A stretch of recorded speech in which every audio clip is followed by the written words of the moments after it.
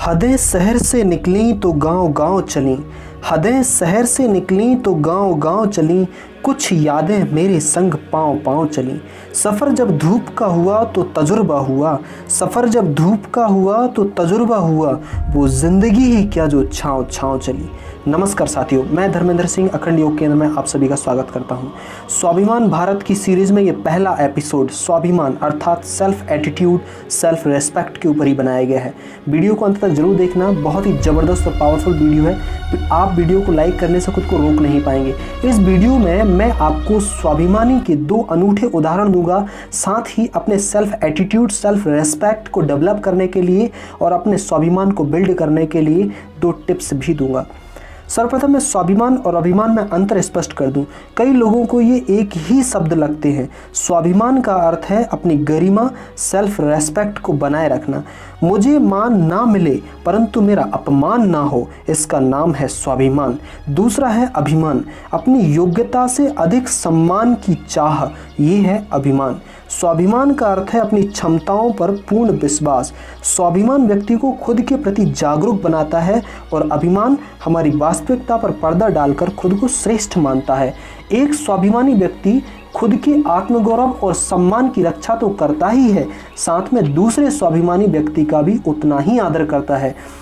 परंतु एक अभिमानी और घमंडी व्यक्ति खुद को ऊंचा और श्रेष्ठ समझेगा ही, साथ में सामने वाले को भी हीन और नीचा समझेगा। सीधे अर्थों में अभिमानी तुच्छ या छोटी बुद्धि वाला होता है। अब मैं आपसे एक प्रश्न पूछता हूँ, प्रताप को प्रताप किसने बनाया? प्रताप के स्वाभिमान ने। प्रताप का जीवन स्वाभिमानी का एक अनूठा उदाहरण है। वो स्वाभिमान जिसने प्रताप को कभी झुकने नहीं दिया, वो स्वाभिमान जिससे अकबर थर थर कांपता था, वो स्वाभिमान जिसने प्रताप को राजपूतों का गौरव बनाया, वो है स्वाभिमान। जिस इंसान के अंदर उसका स्वाभिमान मर गया, समझो वो इंसान जीते हुए भी मरे हुए के समान है। और कौन कहता है कि महाराणा प्रताप हम लोगों के बीच नहीं है? ये हमारी नादानी है अगर हम ऐसा सोचते हैं तो। प्रताप आज भी जिंदा है हमारे स्वाभिमान में, हमारे आत्मगौरव के रूप में। जिस दिन भारत भूमि में एक भी व्यक्ति ऐसा ना बचे जो स्वाभिमानी ना हो, तो समझ लेना उस दिन प्रताप हमारे बीच नहीं रहे। परंतु ऐसा कभी होगा नहीं, क्योंकि आज भी वो कोख मरी नहीं है जिससे प्रताप और लक्ष्मीबाई जैसी संतान इस भारत भूमि को ना मिले। शिवाजी, गुरु गोविंद सिंह, विवेकानंद और कलाम से स्वाभिमानी पुत्र इस भारत भूमि को ना मिले। जिसके भी अंदर उसका स्वाभिमान जीवित है वो खुद ही प्रताप है, वो खुद लक्ष्मीबाई, अवंतीबाई, शिवाजी, गोविंद सिंह, विवेकानंद और कलाम है। हमारी संस्कृति में स्वाभिमान का मिटना मौत के समान माना जाता है। ऐसे कई उदाहरण इतिहास में देखने को मिलते हैं। ऐसे ही 2 उदाहरण मैं आपको बताता हूँ। प्रथम, प्राणप्रिय लक्ष्मण जब भ्राता राम और काल की गुप्त मंत्रालय के बीच पहुंचकर राम की आज्ञा का उल्लंघन किया था, तब वचनबद्ध रघुकुल शिरोमणि राम को लक्ष्मण को प्राणदंड देने की बारी आई तो हनुमान और गुरु वशिष्ठ के मतानुसार लक्ष्मण का अपमान करके देश निकाला दे दिया, जो लक्ष्मण के स्वाभिमान की क्षति थी। अर्थात स्वाभिमान पर चोट और प्राणदंड समतुल्य थे, एक समान थे। ऐसा ही दूसरा उदाहरण द्वापर में भी देखने को मिलता है। जब अपने पुत्र शोक से भरे हुए अर्जुन ने अश्वत्थामा के वध की प्रतिज्ञा ली, तो भगवान श्री कृष्ण ने यह कहकर कि वो तुम्हारा गुरु पुत्र है, तुम्हारे भाई समान है, उसका वध करना उचित नहीं है, तब अर्जुन की प्रतिज्ञा पूर्ण करने के लिए अश्वत्थामा के स्वाभिमान को ठेस पहुंचाने की सलाह अर्जुन को दी। तब अर्जुन ने अश्वत्थामा का एक ठोकर से मुकुट गिराकर उसका अपमान किया, जो अश्वत्थामा के लिए मृत्यु तुल्य ही था। तो साथियों, हमारी संस्कृति, हमारी भारत भूमि हमें स्वाभिमानी बनने की शिक्षा देती है। जब तक जियो स्वाभिमानी बनकर जियो, किसी के आगे हाथ मत फैलाओ। जितना भी अपनी सामर्थ्य और अपनी ताकत से अपने लिए, अपने समाज और देश के लिए कर सकते हो, उसी में खुश रहो, परंतु स्वाभिमान की बलि मत चढ़ने दो। अब मैं आपको 2 ऐसी टिप्स देता हूं जो आपको स्वाभिमानी तथा एक आदर्श व्यक्ति बनने में आपकी मदद करेंगी। एक स्वाभिमानी की तुलना मैं नारियल से करता हूं, जो बाहर से जितना कठोर है, अंदर से उतना ही सरल और मृदु होता है। मैं आपसे कहता हूं, नारियल सा स्वभाव धारण करो।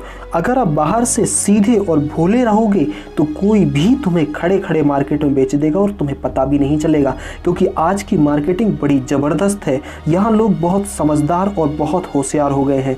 कहने का तात्पर्य था, अपने स्वाभिमान, अपने चरित्र और अपने व्यक्तित्व की रक्षा के लिए अपने व्यवहार को बाहर से सख्त और कठोर बनाओ, परंतु उतने ही अंदर से सरल, नम्र, धैर्यवान और क्षमावान भी रहो। तब आपको सफलता और प्रसन्नता दोनों ही सुलभ हो जाएंगी। नारियल की तरह ही हर काम में लोग आपका इंतजार करेंगे।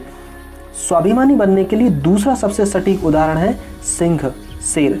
सिंह जंगल का सबसे शक्तिशाली तो नहीं है, सबसे बुद्धिमान भी नहीं है, चतुर चालाक भी नहीं है, परंतु फिर भी जहाँ से निकल जाए वहाँ सभी अपनी दुम हिलाकर उसका स्वागत करते हैं, उसका सम्मान करते हैं, क्योंकि उसका साहब, उसका एटीट्यूड ही ऐसा है, अद्वितीय और अनुपम।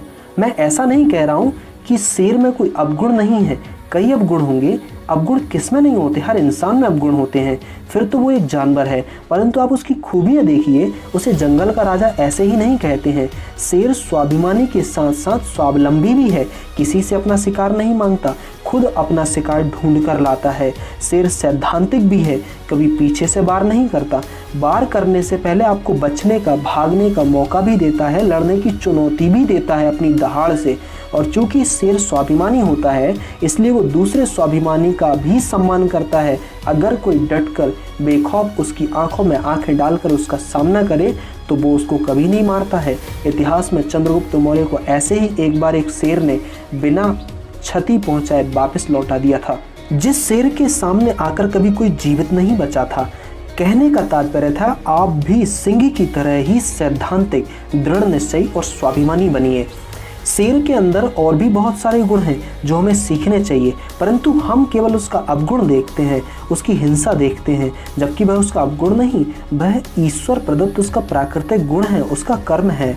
तो साथियों, सर्वप्रथम हमारी खुद की ही नज़रों में स्वयं की एक रेस्पेक्ट होनी चाहिए, खुद की वैल्यू होनी चाहिए, क्योंकि जिस इंसान की खुद की ही नज़रों में खुद की इज्जत ना हो तो भला उसको दूसरा कोई क्या इज्जत देगा।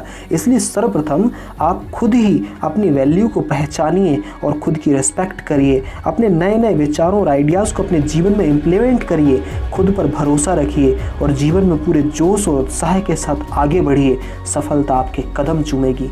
तो साथियों, आशा करता हूँ आज का वीडियो आपको बहुत पसंद आया होगा, क्योंकि आप भी एक स्वाभिमानी हैं। और यदि आप एक स्वाभिमानी हैं तो वीडियो को लाइक करें, कमेंट करके हमें बताएं, हमारा उत्साह बढ़ाएं। चैनल को सब्सक्राइब कर लें, बहुत जल्दी इसी तरह का दूसरा एपिसोड आपके सामने होगा। लास्ट तक इस वीडियो को देखने के लिए, हमारा उत्साह बढ़ाने के लिए और हमारे साथ जुड़े रहने के लिए आप सभी का प्रेम पूर्वक बहुत बहुत धन्यवाद। जय हिंद।